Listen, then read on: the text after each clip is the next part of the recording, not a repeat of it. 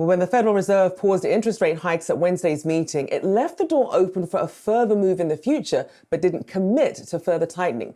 So what does the committee need to see before finally being done with tightening? We have Esther George, former Federal Reserve Bank of Kansas City CEO and president. Thank you for joining us this morning. So what's the playbook here? You have this strong economy, but still, as Jamie Dimon was saying, stickier inflation than people are giving credit for at the moment. What is the Fed's playbook when you look at the scenarios from here? Yeah, good morning, Rochelle. It's a very good question because this is a particularly challenging time for the Federal Open Market Committee.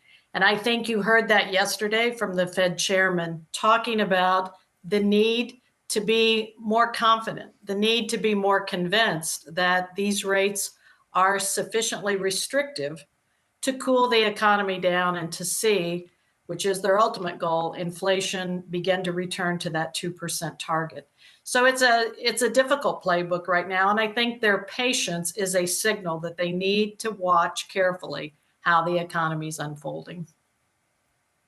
And it's difficult, obviously, with the lag. And we heard Powell talk about this balance between the risks between doing too much and doing too little. But at what point will we know that it has been too much? What's going to break first in the economy that would really signal that the Fed has done too much? Well, one of the traditional ways that you begin to see the economy slow does come through the labor market. And we have not seen that yet. In fact, we've seen quite the opposite. Despite these very aggressive rate hikes, this tightening in the federal funds rate, the labor market has continued to add jobs. We've seen more people come into that workforce.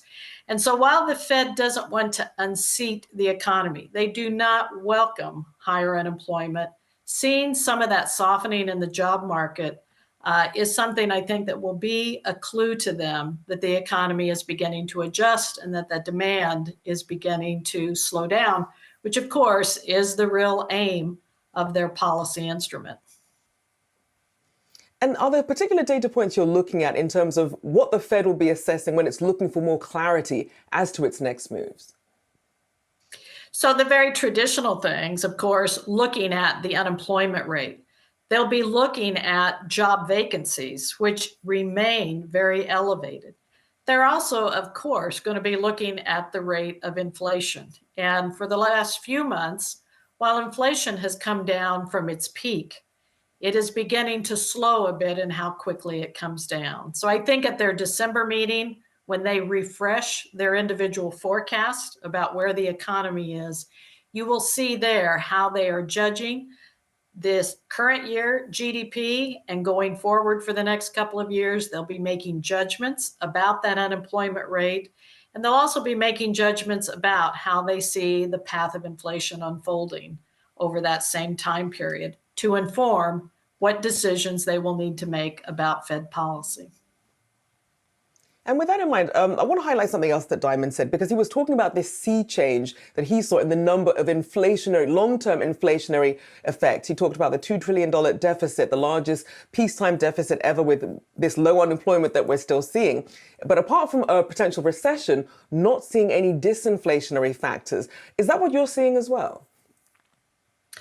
So I think that's a fair assessment. If you look at how quickly inflation came down from its peak, I think looking at what often people refer to as the last mile, getting from where we are at over 3% back down to 2%, can be a more difficult road. And the kinds of things that are going to make it hard for inflation to fall is the fact that consumers are spending. And Jamie Dimon cited some of the factors behind the momentum that consumers have right now in certain categories. We also have seen the strength of the labor market. And I think you cannot underestimate what's happening with our fiscal situation right now. This is a time to look at pressure on higher rates that come from a fiscal situation that most certainly is going to have to be addressed sooner rather than later.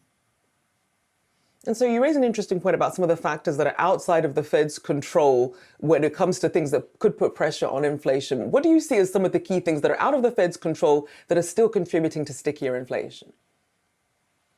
Well, you often hear about demographics, and that has been a long-standing structural aspect of our economy that obviously is outside the Fed's control. In many respects, the labor market itself is outside of the Fed's control, other than the impact it has through its interest rate policy indirectly.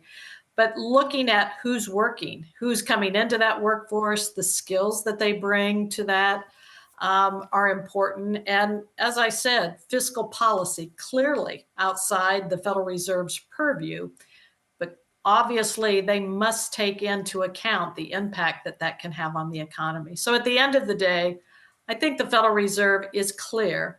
Congress has given it a mandate to preserve price stability in the United States, to try to do that in a way that maintains maximum employment. And that is going to be where they have to focus with the instrument they have. And so then as we look ahead then, in terms of recession estimates, or whether it's going to be stagflation or what this period is going to look like then, what are your best estimates as to what it's going to look like between here and getting to that 2% inflation target? Boy, I wish I had some clarity on that as well, Rochelle. As you know, I think the chairman laid out yesterday why they are proceeding carefully. Because under one scenario, if the Federal Reserve has reached a peak interest rate, and you will begin to see, because of lags in the economy and the other factors that come to bear on it, some softening in demand. And again, I see some credible forecasts that are looking into the fourth quarter showing that demand growth will fall below its potential. Those kinds of things tell you that the Fed could be adjusting downward at some point next year. On the other hand, it is clear they are not yet convinced that inflation is coming down. And if the consumer continues to spend in aggregate the way we've seen, if you continue to see the job market and wages sustain that consumer spending, then I expect that the Fed will really have to think carefully about whether its next move is to raise rates as opposed to thinking that they're done. So those two scenarios, I think, are what have to guide. You can't know which one of those are likely to come out. And I think, as you heard the chairman say yesterday, the balance of risk is really settling in around those two scenarios.